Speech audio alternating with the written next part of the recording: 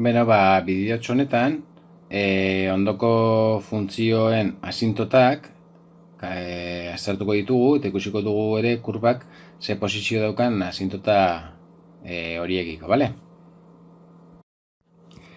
Az gaitezen lehenengo ariketatxoakin. Dena den, hasi aurretik, teoria birpasatuko dut apurtxo bat, bai. Ze honelako funtzio ditugunean, bai, zatiki arrazional bat daukagunean, edo bi polinomioen arteko zatiketa daukagunean, asintota kalkulatzeko teorian hainbat kontzeptu azaldu genituen, bai. Eta hasi aurretik birpasatu nahiko nituzke, bai. Orduan, asintota vertikalak, bai, izango dira beti, izendatzailearen erroak. Hau da, qx bekoaren erroak. Edo, beko polinomioa berdin 0 egiten dut eta x askatu, bai? Hori izango litzateke gure izendatzailearen erroak, bai? Vale. Izendatzailearen erroak beraz, izango litzateke asintota vertikalak. Eta limite kalkulatzen dugu, badugu puntu horretan, erro horietan, limite horrek beti emango digu plus minus infinito, bai? Hau gertatzen denean, x berdin c, asintota vertikala edukiko genuke. Vale.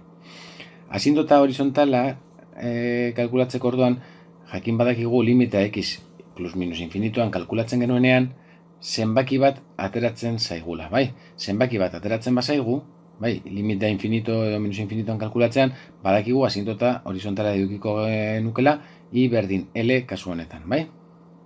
Vale.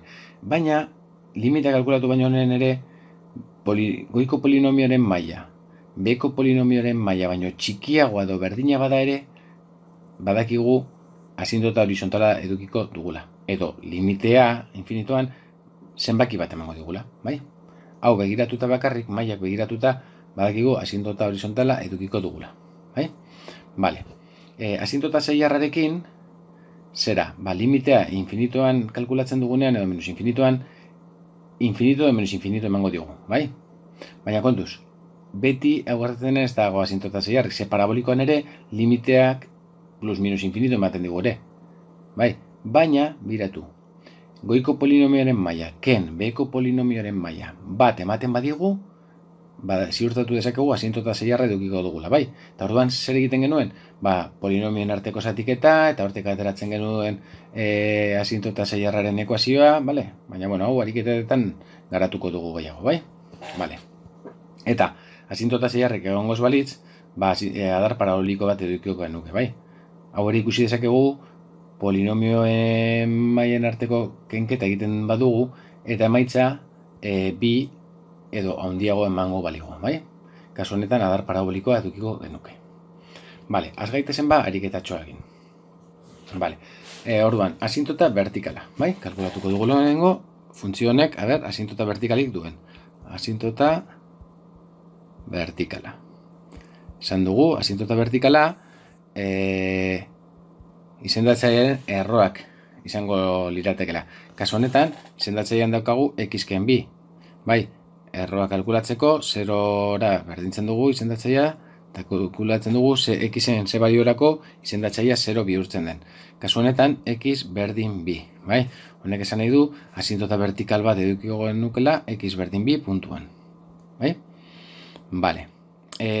Asintota vertikala daukagula jakinda, aztertu behar dugu, bi puntu horren eskerretik eta eskumatik zer gertatzen den, bai? Gure kurba nola hurbiltzen den asintota vertikal horretara. Asintota vertikal hori margotuko dut hemen grafikoan, x berdin bi puntuan, asintota vertikal hau daukagula ondorioztatu dugu, bai? Eta aztertu behar dugu zer gertatzen den kurba asintota honetara eskumatik eta eskerretik hurbiltzen denean, bai?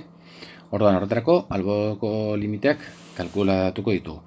Orduan, limitea x bira doanean eskerretik, gure funtzioarena kalkulatu beharko dugu, eta baita limitea x bira doanean eskumatik gure funtzio horrena. Goian x-ken bat jarri dut, x-ken bi barkatu. Bale, orduan, ordezkatuko dugu, biren eskerretik, bi baino txikiagoa den balore bat, bai? Ordan, biren eskerretik, bi baino txikiago den balore bat ordezkatu beharko dugu xen lekuan. Adibidez, 1,89, bai, ordezkatzen badugu 1,89, eta ez dugu aztertu behar ze emaitza lortzen dugu, bakarrik emaitzaren zeinua, bai? Ordan, 1,89, iru bider 1,89, ia 6, ken bat, positibo goian,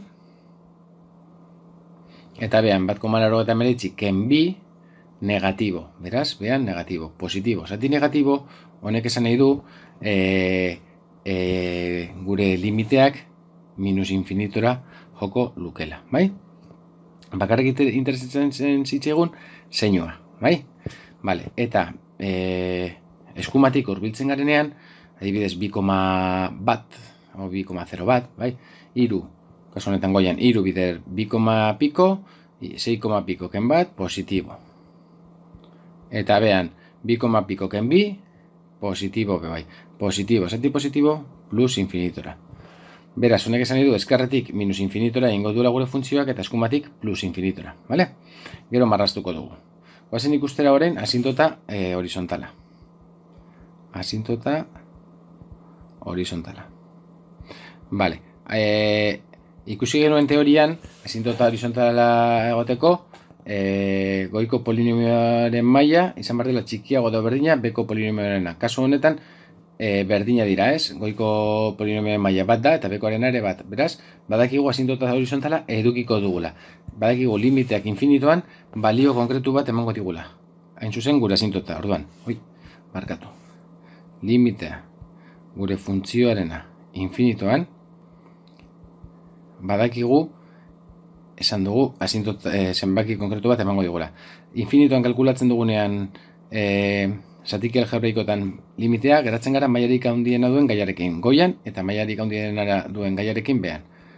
Limite horrendik ez da desagertu, ordezkatu arte, goian orduan 3x, mailarik altuena duen gaia, eta behan x, eta 3x, zati x, 3 litzateke. Beraz, gu badakigu, i berdin 3 asintota horizontala edukiko dugula, bai?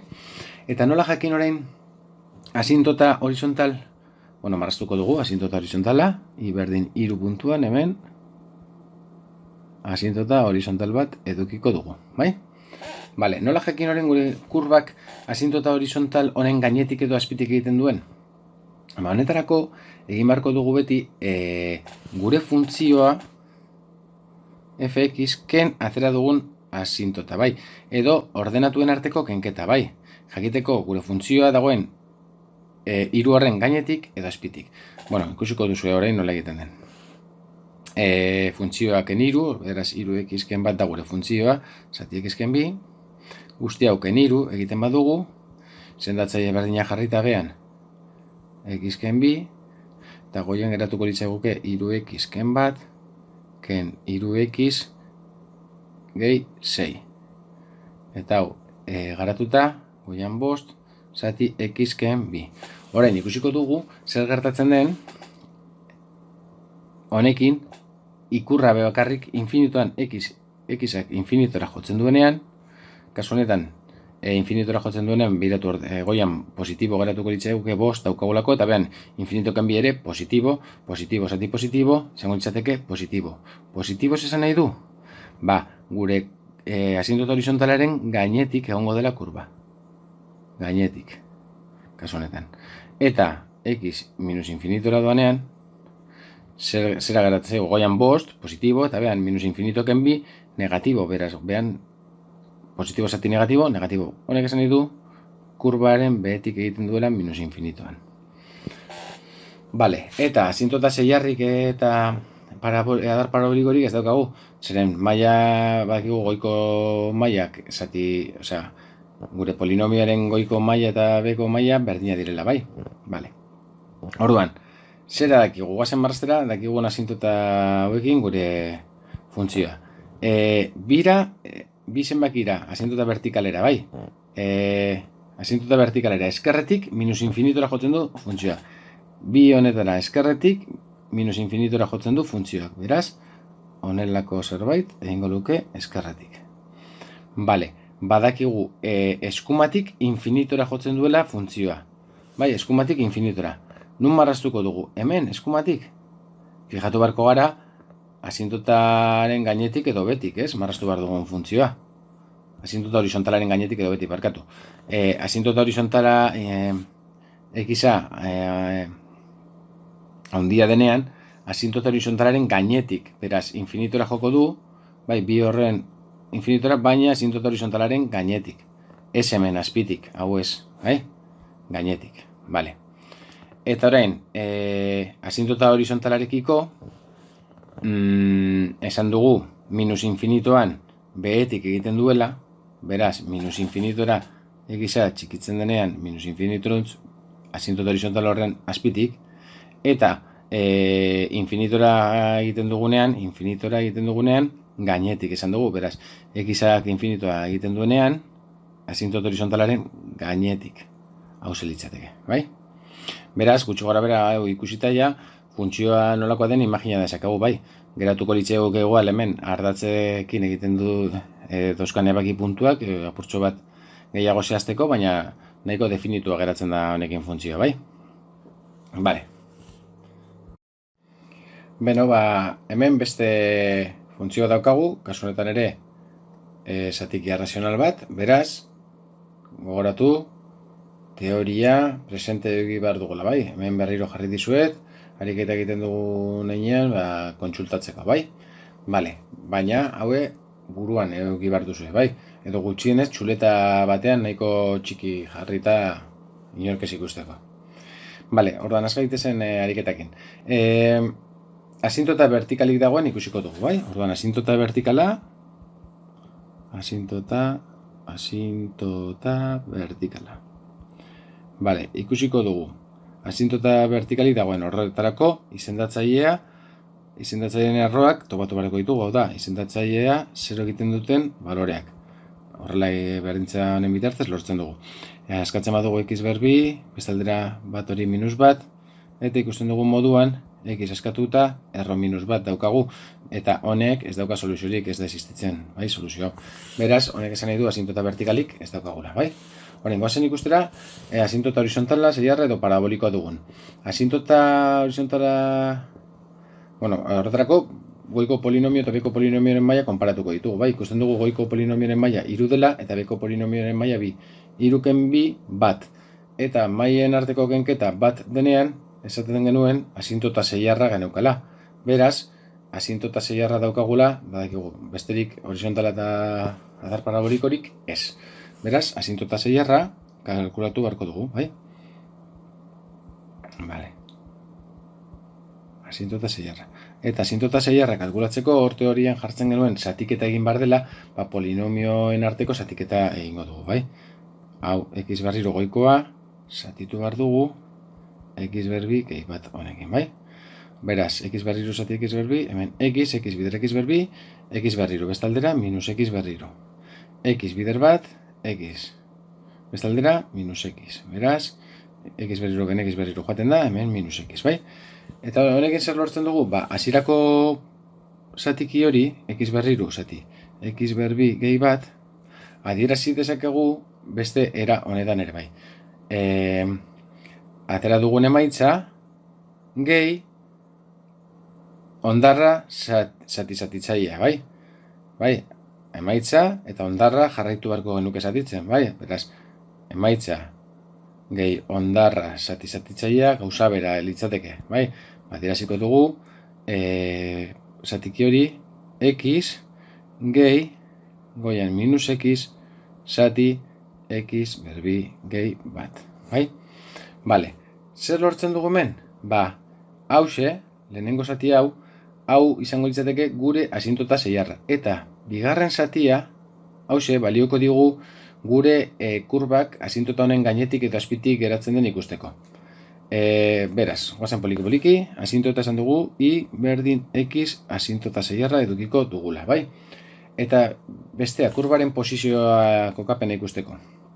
Lehen egiten genuen, aurreko horizontalaren gainetik edo azpitik zegoen ikusteko, funtzioaken ateratzen zitzaigun asintota horizontala. Kasu honetan ere, asintota zeiarraren gainetik edo betik eratzen den ikusteko, egin dezakegu funtzioaken ateratugun asintota zeiarra, kasu honetan x. Hau da, gure funtzioa, x berriru, zati x ber bi gehi bat, ken x izendatzaile berdina jarrita, x ber iru, ken x ber iru, ken x, zati x ber bi gehi bat.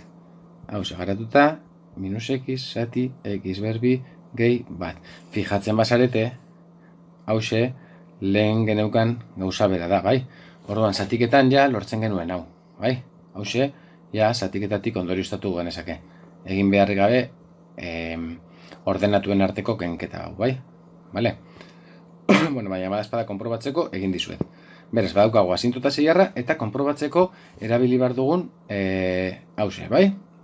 Bale, orduan, jakiteko infinituan eta minus infinituan zer gertatzen den, x-ak infinitura jotzen duenean, ikusiko dugu zer gertatzen den, hemen atera dugun honetan, bale? Bale.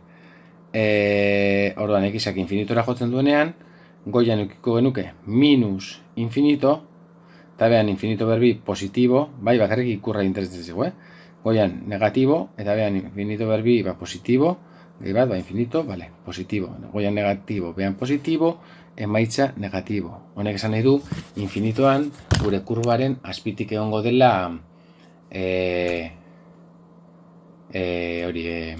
gure asintotaren azpitik egongo dela kurba, barkatu. Bale, orduan, infinitoan negatibo denez, behetik, eta x-a minus infinitoan, ikusiko dugu zagertatzen den, x-a minus infinito denean, minus infinito goian plus, eta minus infinito berbi ere da plus, positibo, beraz, positibo zati positibo, positibo, honek esan nahi du, positibo denez, kurba egongo dela asintotaren goitik jarri dut edo gainetik, bale? Bale, orduan, marraztuko dugu gure asintota zeiarra, daukagun asintota bakarra, eta ikusiko dugu gure funtzioak nola egingo duen. Orduan, asintota bakarra da, i berdin x. Orduan, i eta x balio bera daukate denbora guztian. X 0 denean, i da 0. X bat denean, i da bat. X bi denean, i da bi. Vale? Minus bat denean, minus bat. Beraz, badakit, gure asintota zeiarra, hauze izango litzateke, bai? I berdin x. Vale? Vale. Eta gure funtzioak ze formartuko luke? Esan dugun moduan, minus infinito x-ak minus infinitora jotzen duenean, bai, hemen, barkatu, minus infinitoan hemen, goitik egongo litzateke da, bale. Orduan, x-ak minus infinitora jotzen duenean, goitik, asintotaren gainetik, bai, ez hemendik, bai, hemendik ez, goitik, bale. Eta, x-ak infinitora jotzen duenean, betik x-ak infinitora jotzen duenean, asintotaren azpitik. Hau izango litzateke, gure kurbak hartuko lukeen forma, bale? Ondo. Beno, kasu honetan, funtzio esponentzial bat daukagu hemen, bai? Horan, guazen kalkulatzera, eduki ditzazkegun asintotak, bai? Edo adarrak infinituan, eta gutxi gora bera, irudikatuko dugu grafikoki eduki dezakeen forma, bai? Orduan, hasteko asintota vertikala. Asintota vertikala egoteko, kurba ez jarraia izan beharko luke punturen baten, eta funtzio esponentzial bat beti izango da jarraia, bai? Xen edozein baliorako existituko da funtzio, berdin dio xek ze balio hartzen duen, beraz, asintota vertikalik eluke edukiko, bai? Orduan, asintota vertikalik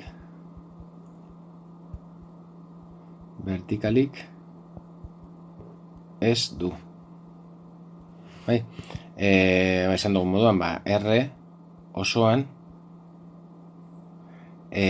jarraia delako, bai? Jarraia delako. Vale. Adarrak infinituan, guazen aztertzea adarrak infinituan, bai?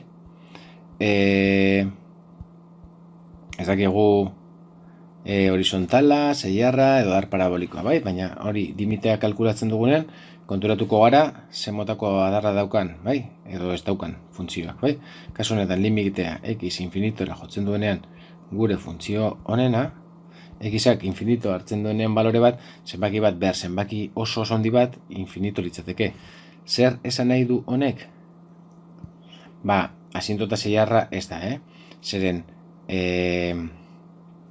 gure funtzioak egiten duena da, onditu, infinitora nio. Beraz, adar paraboliko bat izango litzateke hauze, bai? Adar paraboliko bat edukiko genuke, beraz, adar parabolikoa x-ak infinitora jotzen duenean, bai? Bale, guazen ikustera minus infinitoan gure funtzioak ze joera daukan. Bale. X-a dagoen lekuan, bai, balio negatibo haundi bat jarrita, minus zenbaki haundi bat jarrita, konprobatu dezakezuen nola 0 ematen dizuen, bai? Beraz, honek esan nahi du, minus infinitoan zenbaki konkretu bat, erreal bat ematen digunean limiteak, asintota horizontal bat daukagola. Kasu honetan, i berdin 0, asintota horizontala edukiko genuke. Vale, i berdin 0, asintota horizontala. Marraztuko dut asintota hori, zeia asintota gehiagorik ez daukat. Vale, eta esan dugun moduan, funtzioak infinitoan, bai, funtzioak infinitoan, infinitorutz jotzen du, beraz, x handitzen denean, gure funtzioak infinitora jotzen du, hauzi izango litzateke. Holako zerbait. Eta minus infinitoan, ikusi dugun moduan, bigarren limitean, funtzioak 0-rako tendentzia dauka, beraz, gure funtzioak onelako zerbait egingo luke. Bai, hauzi izango litzateke gutxi gora bera, gure funtzioaren forma. Ba, kasu honetan, logaritmo nepertar bat daukagu, bai? Eta gu jakin badakigu logaritmo nepertarraren barrukoa beti 0 baino handiago izan behar dela, bai? Bestela logaritmoa litzatekelako existituko. Orduan, eta badakigu ere, definizio eremu hori mozten den leku horretan edo puntu konfliktibo horretan egoten direla asintota vertikalak. Orduan, goazen aztertzera, asintota vertikala daukagun, funtzio horren definizio eremu hori aztertuz, bai? Orduan, esan dugu moduan, logaritmo nepertarraren barrukoa 0 baino handiago izan behar da, bai? Eta ekuazio hau askatzen badugu, geratuko litzaiguke x 2 baino handiago izan behar dela. Hau da, bere definizio eremua, funtzionen definizio eremua edo dom, gaztelerako dominiotik dator, liburu batzutan bat ikusiko duzu, eremutik, edo def, definizio eremu, bueno, vale? Nik dom moduan adieraziko dut, izango litzateke 2 baino handiago, beraz, bitik infinitora, bai? Horan, bi, zenbaki hori, puntu konfliktibo bat litzateke. Goazen aztertzera, alboko limiteak, 2 puntu horretan, vale? Limitea x 2 puntu horretara hurbiltzen garenean eskarretik, zer gertatzen da? Ba, behiratu. Funtzioan ordezkatzen badugu 2 baino txikia eskarretik, 2 baino txikiago den balore bat, abidez, 1,89, 2 bider 1,89, 4 baino txikiago da, beraz hori ken 4 negatibo teroko litzaiguke, eta logaritmo nepertar negatiborik ez dagoenez, limite hau ez da existitzen, bai? Edo gure funtzioa biren eskerrean ez da existitzen. Goazen ikustera horren, bi horren eskuman limitea zer gertatzen den. Eskumatik hurbiltzen bagara, izango litzateke ordezkatzea 2 baino handiago den punturen bat, gertu dagoen punturen bat. Adibidez, x, bueno, hau kalkulagailuarekin egin beharko genuke, bai? X adibidez 2,00 bat denean, ordezkatzen baduzue eta kalkulagailuan sartu, zuen funtzioaren balorea aterako zaizue minus 6,2. Ordezkatzen badugu beste balore bat, oraindik gertuago dagoena, eskuma aldean, 2,00 bat, zuen funtzioaren balorea aterako zaizue minus 8,5. Eta horrela jartzen baduzue gerturatzen geroz eta minus handiago bat, azkenean, helduko zarete minus infinitora, bai? Zer esan nahi duenek? Ba, eskumatik hurbiltzen garenean, gure funtzioaren limite hau, limitea x bira eskumatik hurbiltzen garenean, minus infinito litzatekela. Eta zer esan nahi duenek? Puntu batera hurbiltzen garenean eta limiteak minus infinito ematen digunean, asintota vertikal bat daukagula puntu horretan. Beraz, edukiko dugu asintota vertikala, x berdin, hemen goian edirazituko dut, x berdin bi puntuan, bai? Limite honek bi puntuan, minus infinitora jotzen duelako, bai?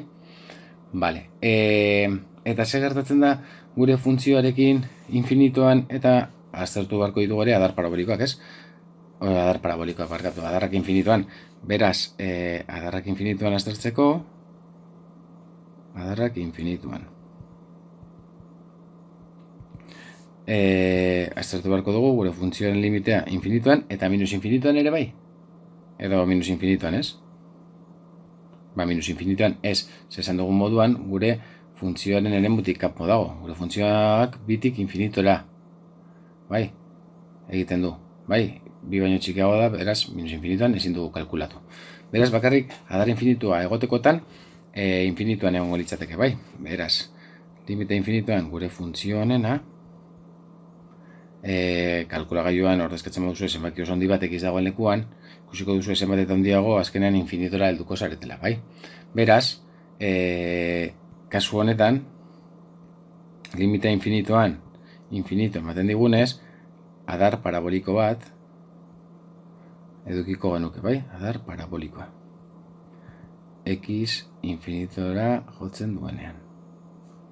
Bale, eta honekin ja, gure funtzioa irutika genezake. Bueno, asintota bakarra, asintota vertikala izango litzateke x berdin bi puntuan, hause. Eta esan dugun moduan, asintota honen eskarretik ez dago funtziorik, eta eskumatik gure funtzioak esan dugu infinitora jotzen duenean x-ek infinitora jotzen duela bebai adar parabolikoa daukagulako, eta bi puntu horretan eskumatik hurbiltzen garenean, funtzioak minus infinitora egiten duela, bai? Beraz, bi puntu horretara asintota vertikalera eskumatik minus infinitora egiten du, beraz, forma hogiko luke funtzioak. Eta x-ak infinitora jotzen duenean, infinito ematen digunez, adar parabolikoa daukagula infinitorutz.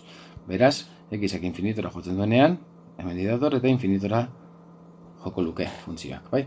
Holako forma edukiko luke gutxi gora bera. Beste funtzioa razional bat daukagu, kasu honetan, eta joango gara aztertzen topa ditzazkegun asintota ezberdinak, bai? Asintota vertikalarekin hasiko gara, eta jakin badakigu asintota vertikala kalkulatzeko izendatzailea balio gabatzen duten baloreak izango liratekela, bai?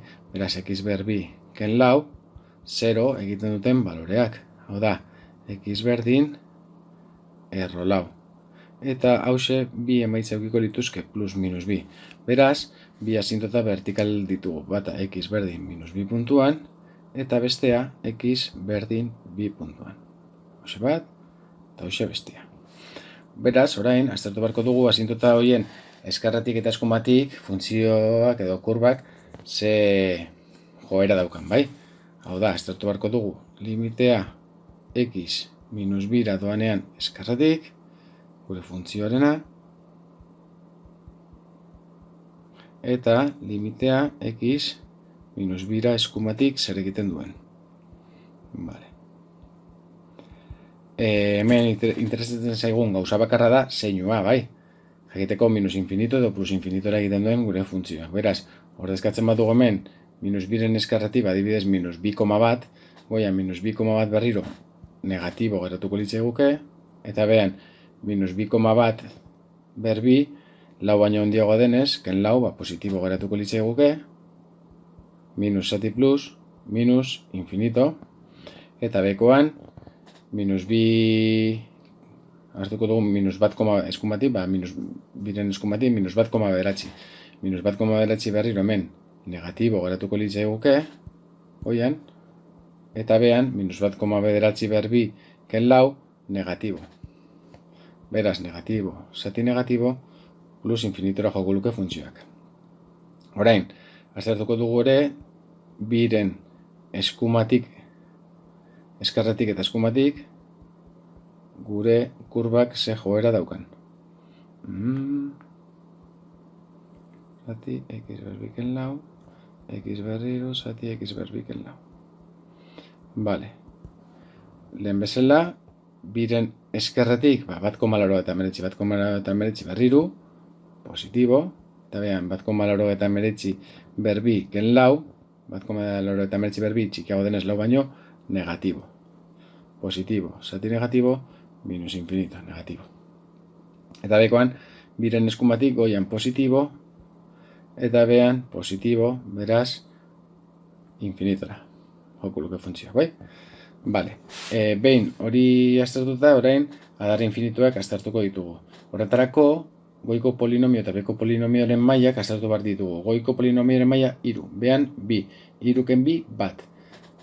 Mailen arteko kenketa bat zenean, badakigu geneukala asintota zeiarra. Beraz, topatu beharko duguna izango da, asintota zeiarra. Eta hau nola kalkulatzen genuen? Basatik eta eginda, hau da, x berriru, zati, x berbi, ken lau. Hau xe, x litzateke, x bider x berbi, x berriru bestaldera minus x berriru, eta x bider minus lau x bestaldera plus lau x. Hau desagertzen da, eta bengatzen zait, lau x. Hau da, x berriru, zati, x berbi, ken lau polinomioa, adirazi dezakegu, x gehi lau x zati x berbi ken lau moduan. Hau da, egin dudan izan da, emaitza x gehi ondarra zati txaila, bai?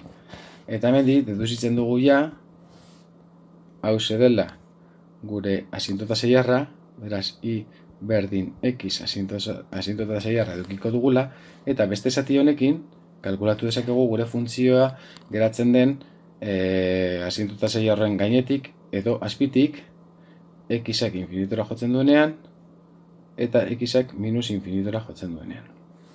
Nola? Ordezkatzen dugu infinitoa x dagoenekoan lau bider infinito goian, bakarrik ikurra interesatzen zaigu hemen ere, lau bider infinito goian positibo, eta behan infinito berbi ere infinito positibo, positibo zati positibo izango litzateke, eta honek esan nahi du gainetik doala, x infinitora doanean, kurba doala gainetik, bai? Eta minus infinitoan, minus infinito bidar lau, oza, lau bidar minus infinito, minus, eta minus infinito berbi goian positibo, minus zati plus, minus. Beraz, negatibo denez, minus infinitoan, kurba behetik joango litzateke. Bale, honekin, marraztuko ditugu, minik eta ben, dauzkagun asintotak, hau da, x bi vertikalak, x berdin minus bi honetan, hau da, x berdin minus bi asintota, eta x berdin bi asintota hau, eta gure asintota zeiarra i berdin x, ere marraztuko dugu, markatu, hemendik, hemendik, onatza. Vale, i berdin x. Eta orain gure funtzioa irudikatu beharko dugu. Vale, guazen poliki ba.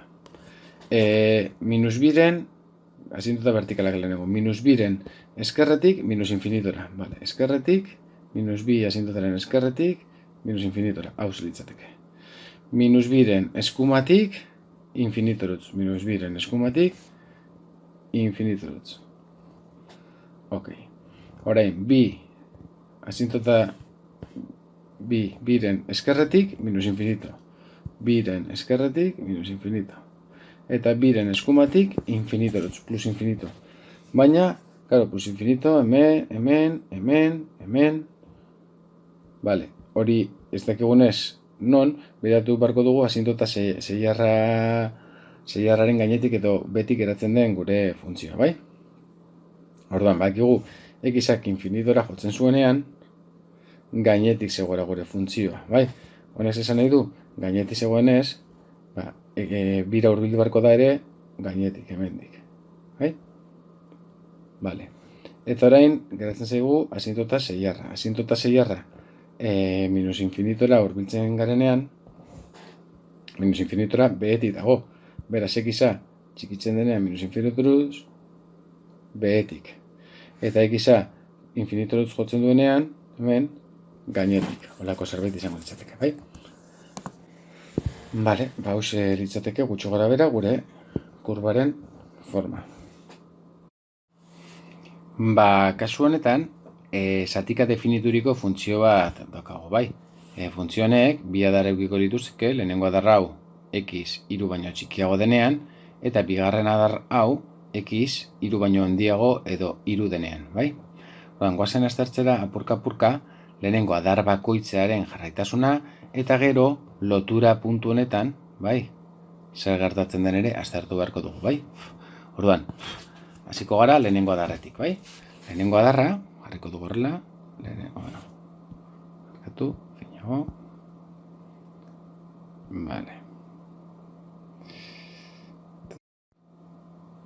Vale, lehenengo adarra. Aztertuko dugu lehenengo adar hori, vale? Lehenengo adar horretan, adibidez, asintota vertikal bat bai edukiko dugula, izendatzailea balio gabetzen den edo 0 bihurtzen den puntuan, bai.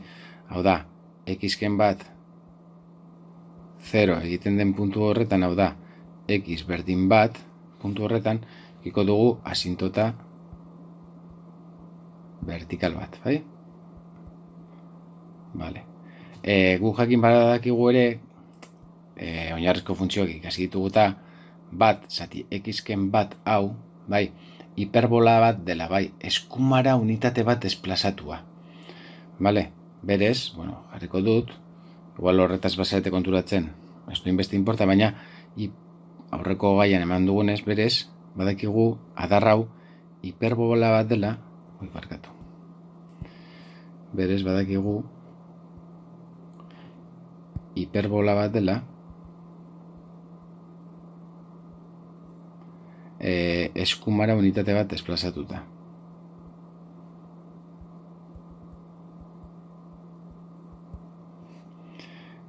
Desplazatua. Baina gardaliteke zuek honetaz eskonturatzea hasiera batean, bale? Hau jakin daia badakizu hiperbola batean, asiento horizontala berdin 0 daukagula, tabar. Baina, bueno, basarete konturatu, goazen apurka-apurka. Orduan, asientota vertikala, x berdin bat puntuen badaukagu, lehenengo adarrean, bai? Vale. Orduan daukaguna da, momentuz, asientota vertikala hori, vale. Vale, asientota vertikal honen eskerretik eta eskumatik zer gertatzen den, alboko limiteak aztertu beharko ditugu, beraz, limitea x bat puntura eskerretik zer gertatzen den aztertu beharko dugu, eta baita ere limitea, hori igual jarriko hemen ondoan hobeto, apurka, bat zati x-ken bat honen limitea bat puntuan eskerretik. Bale, horrezkatzen badugu bat baino txikiago den balore bat, hemen goian bat positibo, ikurra bakarrik, goian bat positibo eta behan 0,9 bat negatibo denez, positibo zati negatibo, minus infinitora joko luke funtzioak. Eta limiteak bat puntu horretan eskumatik, goian positibo eta behan ere bat koma pikoken bat positibo denez, plus infinitora joko du gure funtzioak. Vale? Vale. Vale, hori asintota vertikalari dagokionean. Asintota horizontala dagoen ikusiko dugu ere bai. Asintota horizontala kasu honetan egon badago, esan dugun bezala hiperbola bat delako, baina pasarete konturatzen, kalkulatuko zenukete adarrak infinituan, hau da, kalkulatuko zenukete limitea x infinitora doanean gure funtzio honena, eta hau kalkulatzerakoan bat zati, hau infinito bada, bat zati infinito geratuko litzeguke 0. Eta honek esan nahi du, i berdin 0 asintota horizontala edukiko genukela. Vale. Eta asintota horizontal honen, bueno, minus infinitoan asintota horizontal honen azpitik eratuko litzateke funtzioa, izan ere, bat zati minus infinitoken bat da minus infinito, positibo zati negatibo, beraz, azpitik geratuko litzateke funtzioa, bai, minus infinitoan behetik, eta x-ak infinitora jotzen duenean, bat zati infinito, geratuko litzaguke positibo, beraz, goitik, bai, infinitoan goitik. Vale, hori lehenengo adarrari dagokionean. Vale, hiru puntu horretan, bai, bi adarren lotura horretan ere zer gertatzen den aztertu beharko dugu. Horretarako jarriko dugu adibidez x berdin hiru puntua. Vale. Hor aztertu beharko dugulako be bai, limiteak eskerretik eta eskumatik eta funtzioaren balioa ere bai. Limitea orduan x hirura jotzen duenean eskerretik, eta limiteak x hirura jotzen duenean eskumatik. Eskerretik hartzen dugunean, lehenengo adarra hartu beharko dugu, bai, ze funtzioak eskerretik, hiruren eskerretik adar hori hartzen du, eta eskumatik beste adarra. Orain, hiru ordezkatuz, lehenengoan geratuko litzateke bat zati bi, eta hemen hiru behi bat lau, erro lau, geratuko litzateke bi. Beraz, alboko limiteak ezberdina direnez, gu badakigu limitea ez dela existitzen, bai, limitea ez da existitzen, x hiru puntuan, beraz funtzioa ez jarraia litzateke, ez jarraia, kasu honetan, bi alboko limite ezberdin ditugu, eta zenbaki konkretuak direnez, salto finitu bat egiko genuke, bai, eten mota izango litzateke salto finitu bat, bai, salto finitua. Vale, eta geratzen zaigu bigarren adarraren jarraikortasuna. Jarriko dut hemen, jarraituko dut adibidez hemen, bigarren adarra. Vale, bigarren adarra, berez, erro bat denez, erroak ezin dute zenbaki negatiborik eduki barruan, baina tartea hiru baino handiago denez, adar hau jarraia izango da tarte osoan, kasu honetan dagokion tarte osoan. Bai, beraz, bigarren adarra, tarte osoan definitua dago, tarte osoan definitua, eta jarraia da. Beraz, orain ja, guzti honekin gure funtzioa ze forma hartzen duen gutxi gorera marraztu genezake, bai? Lehenik eta behin, asintotak marraztuko ditugu, asintota vertikala, x berdin bat, hauxe, x berdin bat, asintota horizontal bat, y berdin 0, hauxe, eta hiru puntuan badakigu funtzioa ez dela jarraia, vale, salto finitu bat daukagula, vale. Bagoazen hori apurka marrastera gure funtzioa. Orduan, asintota vertikalaren eskerretik funtzioak minus infinitora jotzen du. Eta eskumatik plus infinitora. Orduan, eskerretik minus infinitora jotzen du funtzioak, holako oso zer.